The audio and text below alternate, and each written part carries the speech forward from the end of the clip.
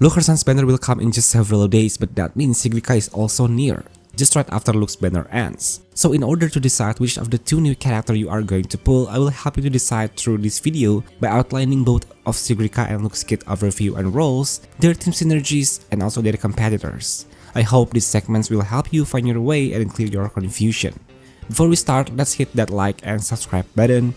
Now if you have done that, let's get started.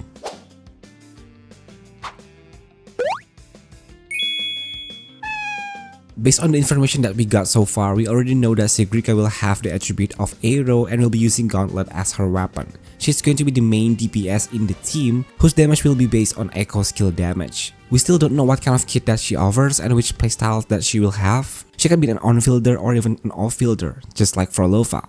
But thankfully we have a few clues about her kit, thanks to one of our echo sets that is available in the game right now. It's the Sound of True Name. The two pieces will give the wearer additional arrow damage bonus, while the full effects will grant your character an increase in echo skill damage crit rate by 20%, as well as 15 arrow damage bonus when they deal echo skill damage to the enemies. So from the description alone and from the official marketing by Kuro that shows SIGRIKA's attribute, the link information about her is almost 100% valid.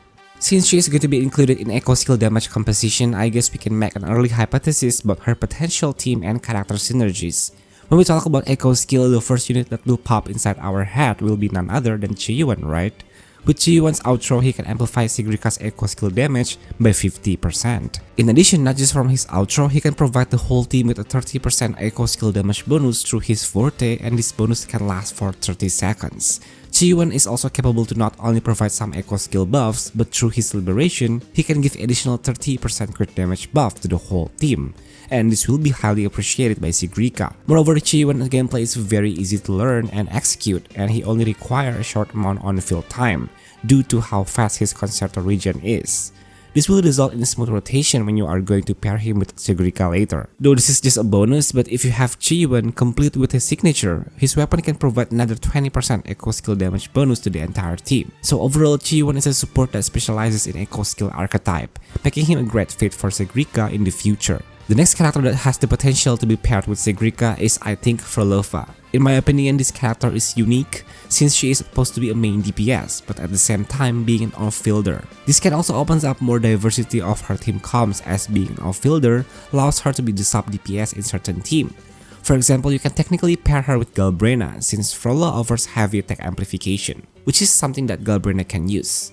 Reflecting from this, I think the scenario could also happen to SIGRIKA in the future, though we still don't know what kind of mechanism that she has, but a team with Frolova would be more effective if SIGRIKA has some abilities counted as casting echo skill to trigger Hecate's special attack more often. Aside from Frolova, maybe SIGRIKA will also have special synergies with both Linne and Morny, since what is even a Lahairoi character without any tune responses ability, right?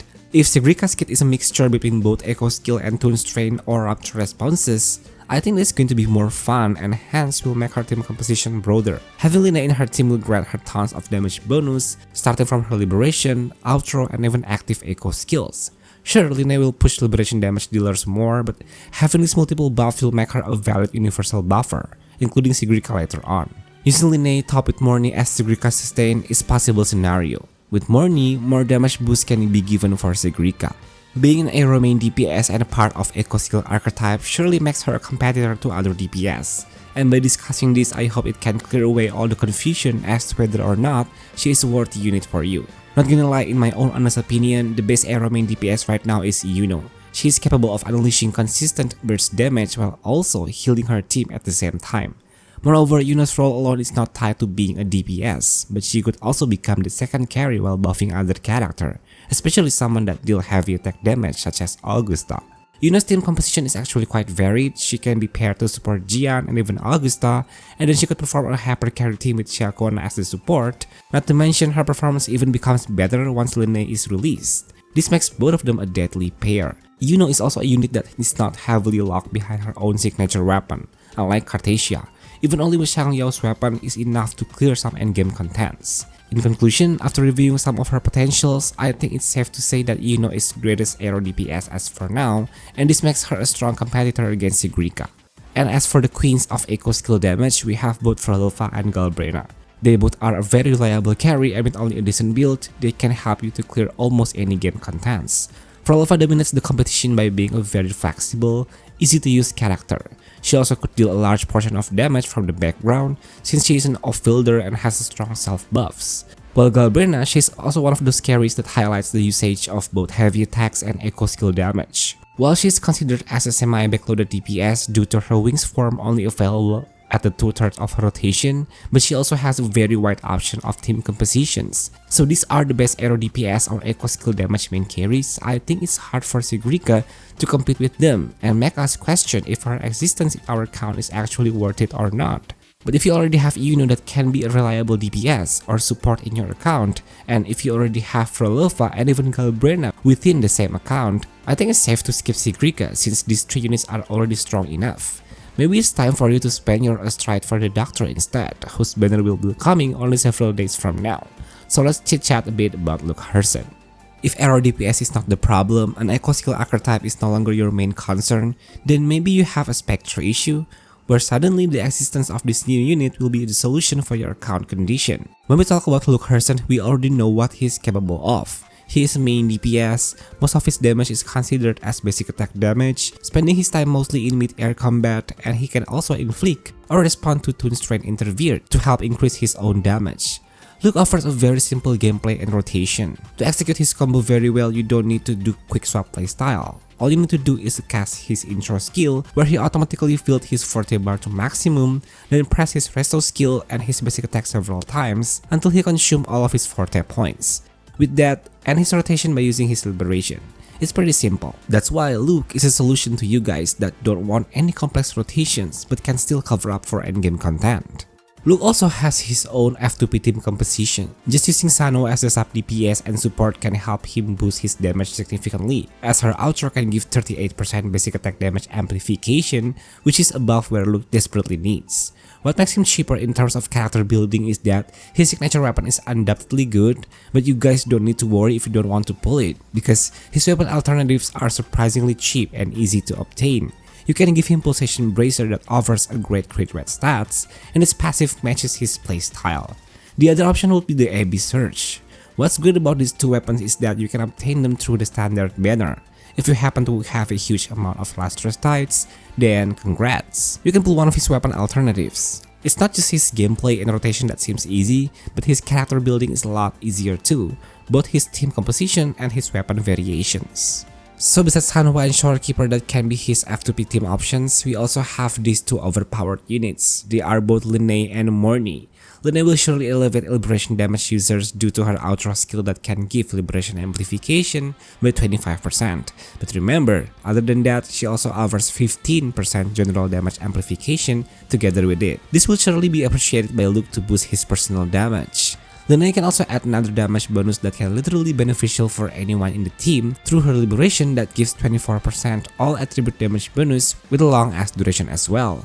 She can inflict Toon Strain shifting that can potentially bring a lot of benefit for Luuk, and of course, Linne is a secondary carry that is very easy to use. All you have to do is jump 3 times until she plunge and switch to Luuk. This smooth rotation also can be done because she is a unit with a very efficient concerto energy. With Morny, Luuk also greatly appreciates her buffing capabilities, 25% general damage amplification from outro, 40% vulnerability if there are Toon Strain interfered inflicted nearby, and then 50% off Toon level build up rate to let Luuk or any other team member frequently trigger Toon Break skill. So in conclusion, you don't need to worry if you are missing either Linne or Morny, since Hanwha and Shorekeeper will be there for you to help you form Luuk's F2P team compositions. So, Luuk is a Spectro main DPS, that means his competitors are both Jinshi and Zani.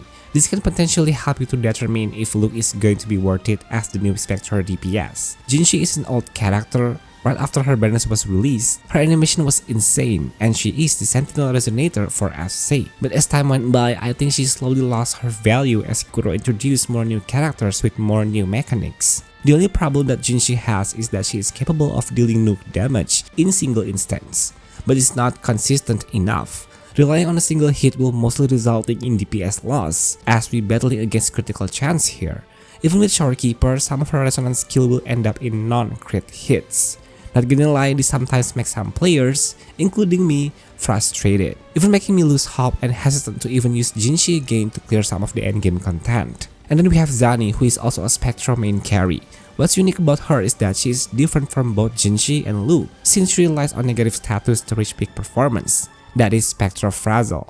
Playing Zani feels better than Jinshi as she relies on sequences of hit rather than a single hit, thus making her damage feels consistent. But she is easy to use when she is paired with great Frazzle applier, which in this case is Phoebe. With Phoebe's Crossvision mode, Zani's true potential can be unlocked, but her case will be different if you don't have Phoebe. She will losing out a lot of damage amplification from Phoebe's outro, as well as spectrophrasal stacks for her Ember. I would also like to add Phoebe as Luuk Herson competitor, since she can basically be used as main DPS and her damage is considered as basic attack damage as well. But throughout many updates, I think her value as main DPS keeps declining, and it feels hard to clear the endgame without her shield buff. And that's why I keep seeing Phoebe as the supporter for any Frazzle DPS like Zani. Even though Luuk is not released yet and we can't observe him in details, but from here I can see that he has a lot of potential if being compared to any other Spectral DPS. He is very easy to use, one-way rotations, and most importantly, has a great F2P team comms. This can add something new to your point of view about him if you are wondering whether you should get him or not. So, based on what we have discussed earlier, by assessing both SIGRIKA and Luuk's team synergies and competition in the game, I think it's more worth it to pull for Luuk Herson. The state of Spectral DPS is rather concerning if being compared to Aero, or even Eco Skill archetype. SIGRIKA has a lot of competitors and they are all a great unit, but when it comes to Luuk, that has weaker competition for Spectro, I think he is going to worth all of your airstrikes. So that's all for my video for today. I hope this content can help you make your mind between the new units, SIGRIKA and Luuk Herson. If you enjoyed this content and found this video helpful, please hit the like and subscribe button, turn on notifications as well so you won't missing out on any of my Wuthering Waves content. I will see you guys on my next one. Bye bye!